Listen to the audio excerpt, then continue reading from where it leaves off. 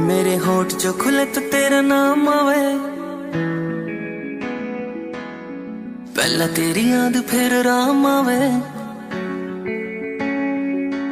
मेरे होठ जो खुले तो तेरा नाम आवे, पहला तेरी याद फिर राम आवे। मन ने बेरा तन मेरी जिंदगी बना दी, मेरी जिंदगी किते ते तेरे काम आवे। तू ना जो कवे तो मेरी ना से, हाँ जो कवे तो मेरी हाँ से। जिसकी मैं बात कोई टाल को नहीं सकता वा, और कोई को न मेरी माँ से।